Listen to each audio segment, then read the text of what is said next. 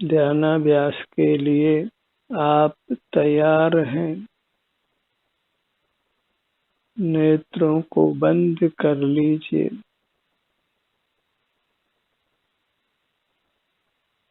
ये पहला कदम हुआ। अपना ध्यान अपने विस्तार पर लाइए। अपने सिर से पैरों तक आपका विस्तार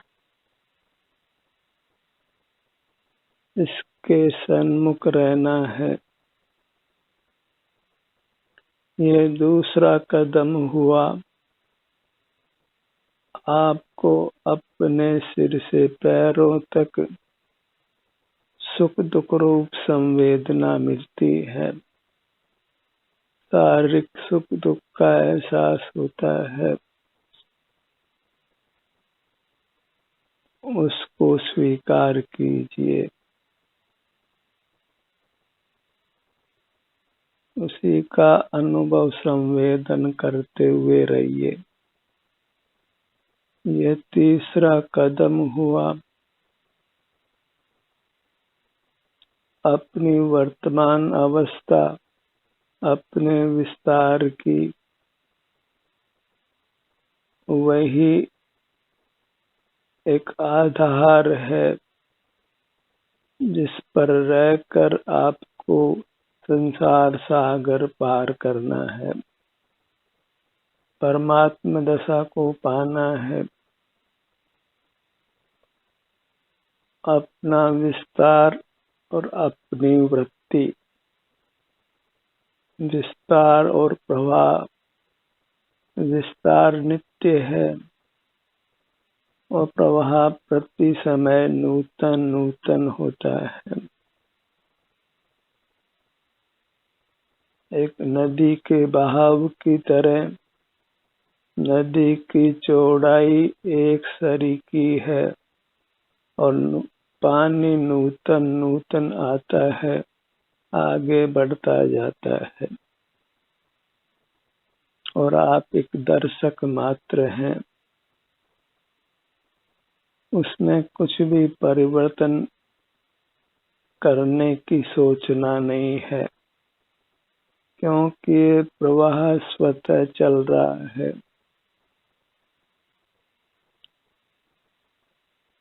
आपके स्वास्थ्य की जैसी भी वर्तमान स्थिति है, वहीं से प्रारंभ करना है। वही एक आधार है जिस पर आपको बने रहना है।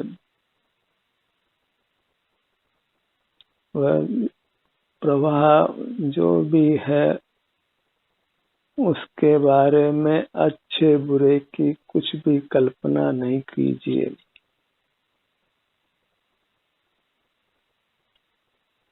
अपना विस्तार, अपनी वर्तमान स्थिति, वर्तमान सुख दुख की अवस्था, जो भी कुछ घट रहा है, भले श्वासोच्छ्वास की प्रक्रिया हो, कोई कंपन हो, कुछ सुख दुख हो, वही मुक्ति का आधार है।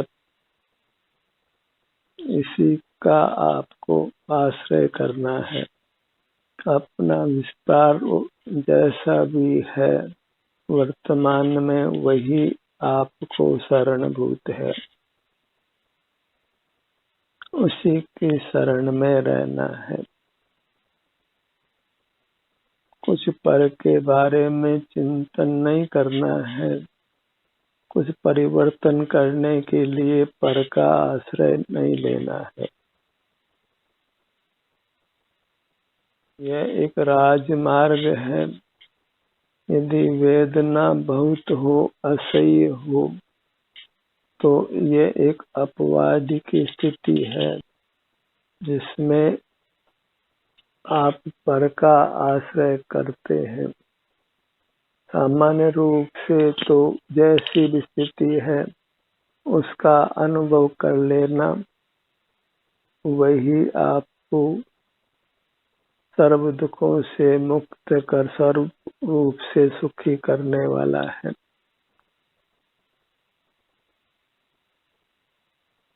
कुछ भी विचार करना नहीं है। स्वतः ही जब आप अपने सन्मुख बने रहते हैं तो निर्विकल्प रहते हैं।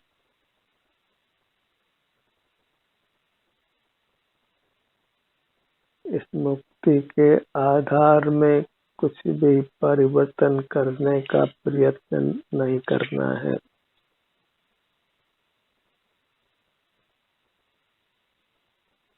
विस्तार और वृत्ति, विस्तार और प्रवाह, यही आपका स्वरूप है, जिसको आपने स्वीकार करना है, जिसमें आपको लीन रहना है, बने रहना है।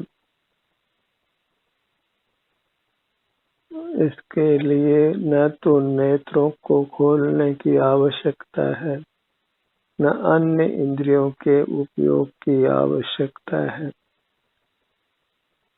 न कुछ वचन चेष्टा करना है, न कुछ काय चेष्टा ही करना है। आप अपने ही शरण में रहते हैं, अपना ही अवलंबन लेते हुए रहते हैं। ये स्थिति ध्यान की स्थिति है। इसी में बने रहना वही ध्यानाभ्यास है।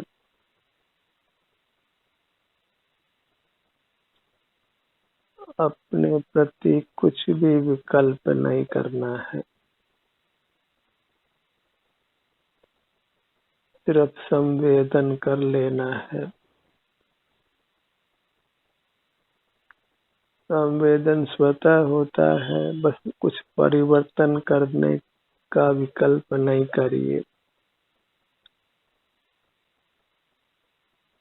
कुछ पराश्रय नहीं करना है। अपने आश्रय से हमको ये संसार सागर पार करना है।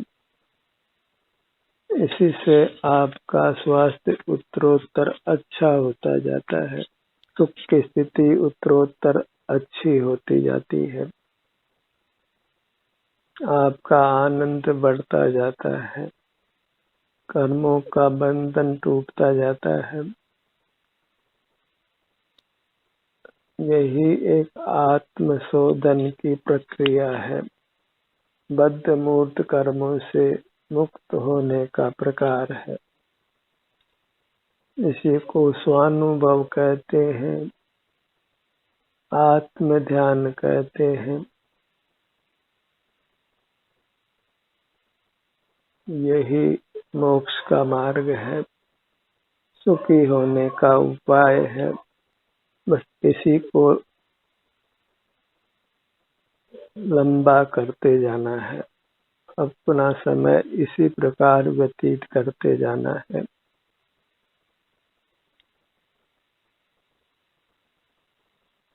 स्वतः ही आपका ध्यान आपके विस्तार पर विचरण करता है, इसके विभिन्न भागों पर जाता है। जब अपने सन्मुख बने रहना है तो आपका मुख आपके विभिन्न भागों की ओर स्वतः होता है। विभिन्न भागों की वर्तमान अवस्था का संवेदन भी स्वतः होता है। आपको तो इस स्थिति को स्वीकार करते रहना है, अपने में बने रहना है।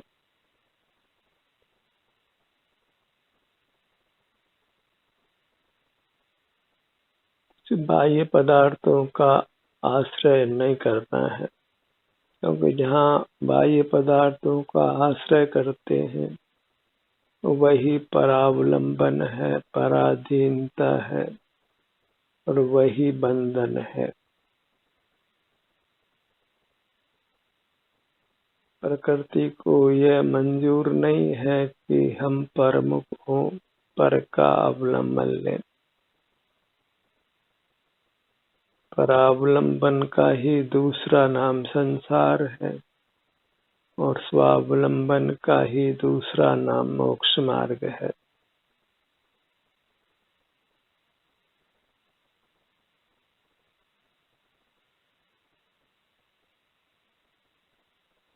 जितना भी आपका विस्तार है वह आपको शरण देने के लिए पर्याप्त है।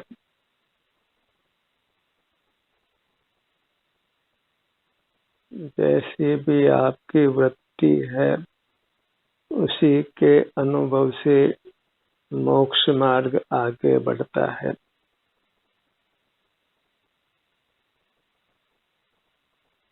आप स्वस्थ हैं या अस्वस्थ हैं, जैसे भी आप हैं, अपनी स्थिति का अनुभव कर लेना वही मोक्ष का मार्ग है।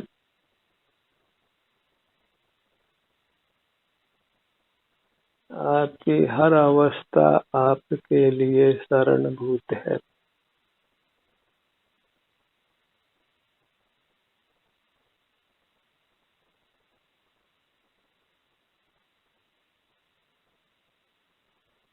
अपना स्वरूप ही आपको शरणभूत है।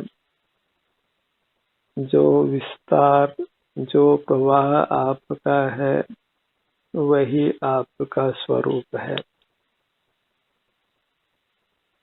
उसी स्वरूप में लीन रहना है, बने रहना है।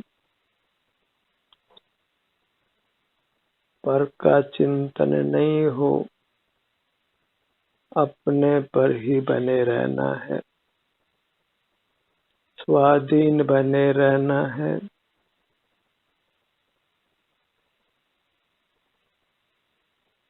इस प्रकार जो आपकी अंतर्मुख स्थिति होती है वही मोक्ष का मार्ग कहलाती है और इसी पर बने रहने से आप अल्पकाल में मोक्ष को प्राप्त करते हैं, परमात्मा होते हैं, जन्म मरण से मुक्त हो जाते हैं। कुछ भी लोक के किसी पदार्थ का आप आश्रय नहीं करते, अत्यंत स्वाधीन रहते हैं।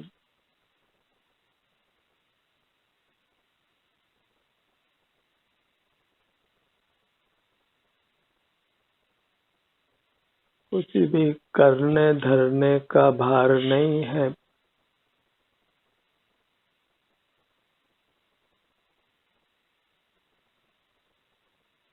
इससे आपका स्वास्थ्य उत्तरोत्तर अच्छा होता जाता है, सुख की स्थिति उत्तरोत्तर अच्छी होती जाती है, सुख में वृद्धि होती जाती है।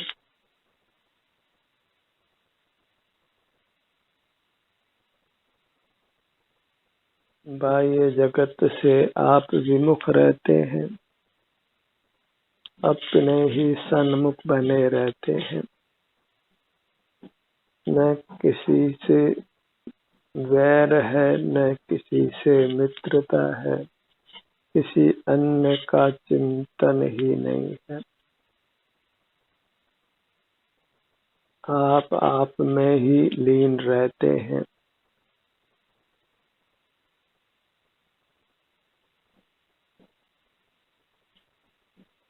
इस प्रकार आप पूर्णता की ओर आगे बढ़ते हैं, शुद्धता की ओर आगे बढ़ते हैं, मूर्त की मिलावट से मुक्त होते जाते हैं।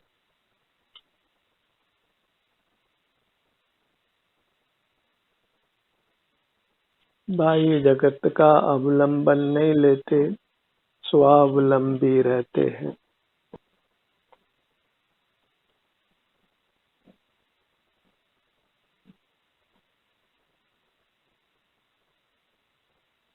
जहाँ नेत्र खुले हों, अनेंद्रियां खुली हों, बाह्य जगत के साथ आप व्यवहार करते हैं, वहाँ फिर नाना विकल्प उत्पन्न होते हैं, राग द्वेष की उत्पत्ति होती है, आपको कर्मों का बंधन होता है, शरीर का स्वास्थ्य बिगड़ता है और आप एक दुखद अवस्था की ओर आगे बढ़ते हैं। वृद्ध होते हैं, रोगग्रस्त होते हैं, मरकर फिर हीन योनियों में भी जाते हैं। उस सब से बचने के लिए, सदा निरोग रहने के लिए आपको अपने विस्तार और अपनी वर्तमान अवस्था का ही अनुभव करते हुए रहना है।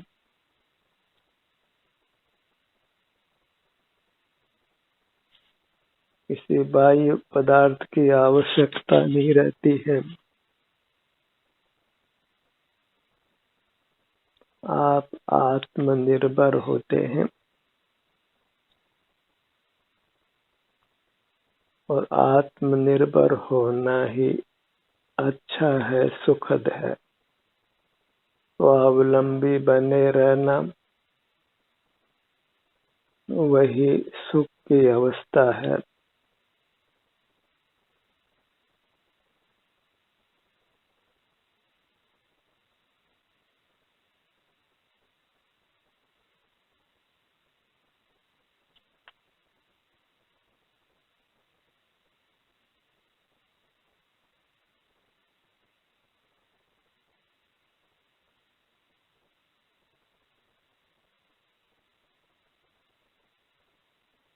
किसी की शरण में नहीं जाना है।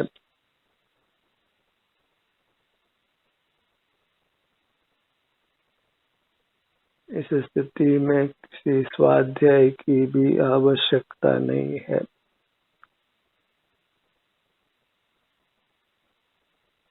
यही स्वानुभव है जो मोक्ष का मार्ग है।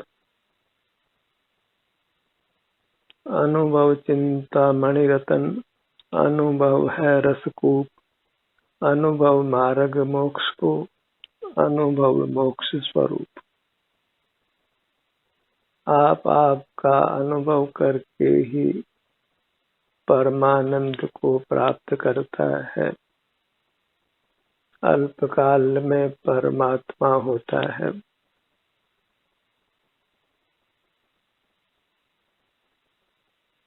अपने विस्तार पर दृष्टि फैलाइए। अपने ध्यान को अपने मुखमंडल पर लाइए।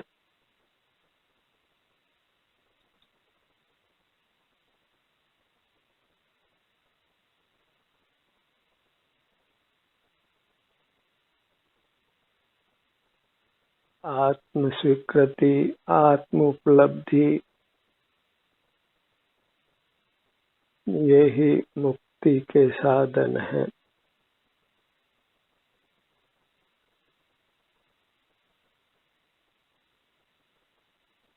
अपने में स्थित रहना है, स्वस्थ रहना है।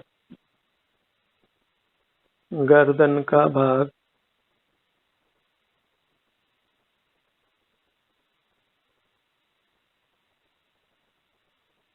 शारीरिक सुख हो या दुख हो, अपने शरीर पर ही बने रहना है। यही मुक्ति का आधार है।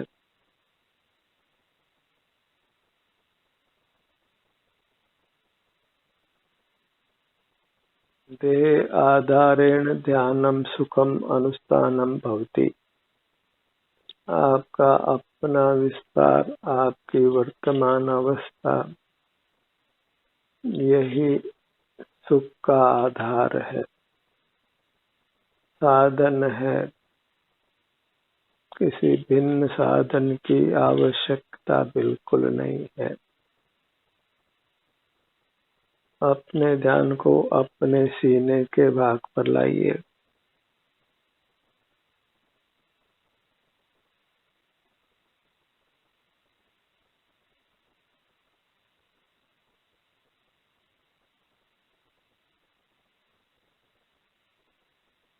आप अस्वस्थ हैं तो वह भी आपके मुक्ति का साधन है। बस आपको अपने अस्वास्थ्य की स्थिति को अनुभव करते हुए रहना है। आप जैसे भी हैं मुक्ति के साधन हैं।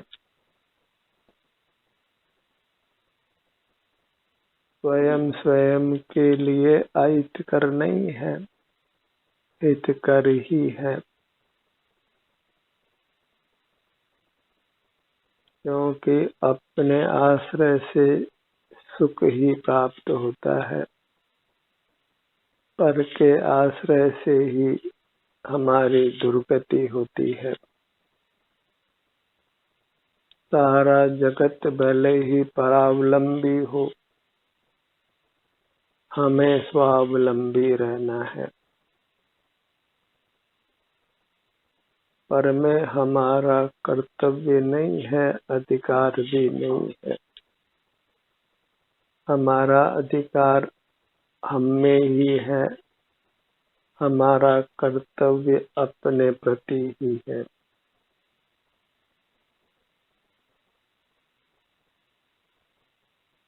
अपने ध्यान को अपने उदर भाग पर लाइए।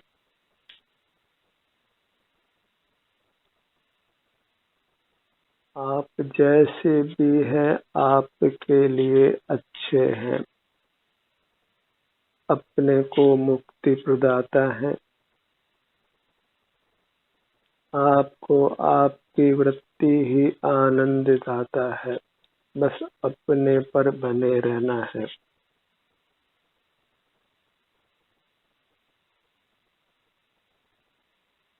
आपके लिए बुरा नहीं है। अपने प्रति कुछ भी हीन भाव नहीं लाना है।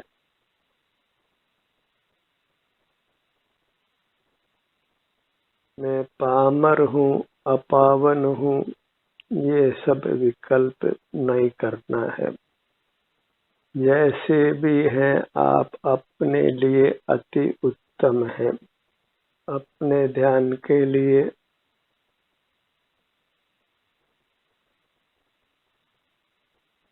अपने ध्यान को अपनी दाहिनी भुजा पर लाइए।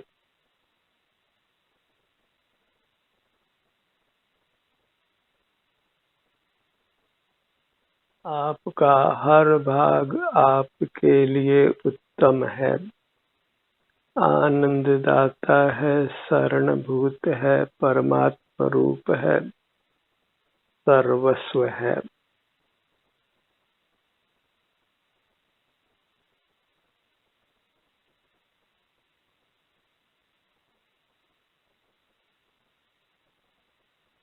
आप अपने लिए सर्वोत्तम हैं, सुखदायी हैं। अपने ध्यान को अपनी बाईं भुजा पर लाइए।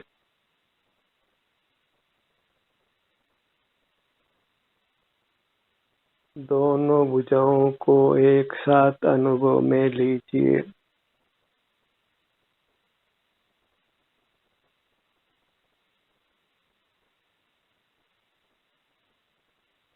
आत्म स्वीकृति ही एकमात्र सुख का कारण है। जीव स्वयं के लिए किंचित भी बुरा नहीं है। अपने लिए आप ही परमात्मा है। इसलिए आपको अपना ही आदर करते हुए रहना है। आप स्वस्थ हो कि अस्वस्थ हो, आपको अपना आदर बनाए रखना है। अपने प्रति अनादर का भाव नहीं हो, हीन भावना उत्पन्न नहीं होने दें। अपने ध्यान को अपने दाहिने पैर पर लाइए।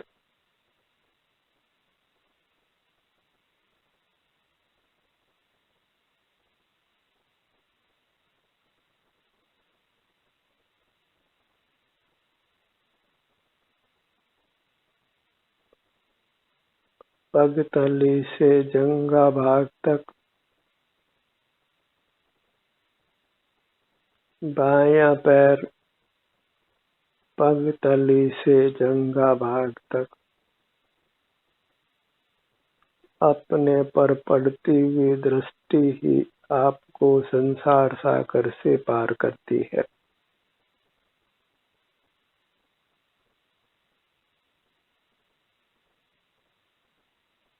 आप अपने पर दृष्टि फैला कर ही निहाल हो जाते हैं।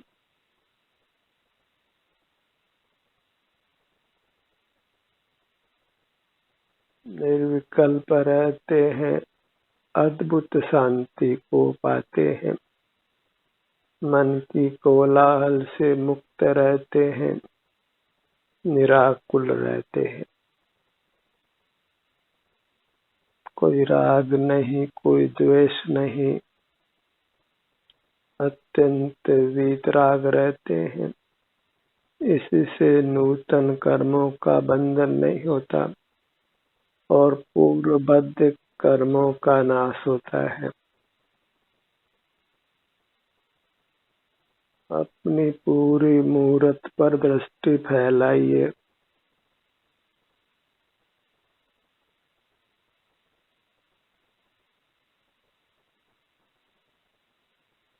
अपने को इस प्रकार लक्ष्य में लेना है, मानो आप परमात्मा का दर्शन कर रहे हैं।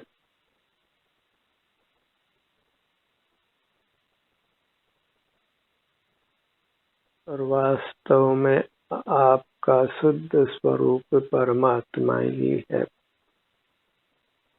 और इसी प्रकार यदि आप बने रहते हैं तो आप अल्पकाल में परमात्मा होने वाले हैं।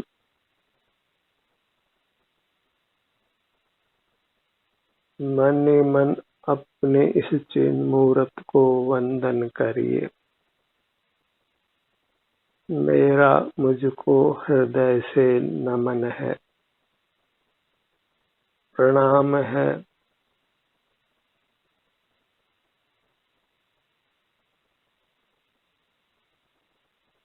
आप सतत अंतर्मुख रहें, स्वावलंबी रहें, ऐसी ही निरंतर भावना भाइये।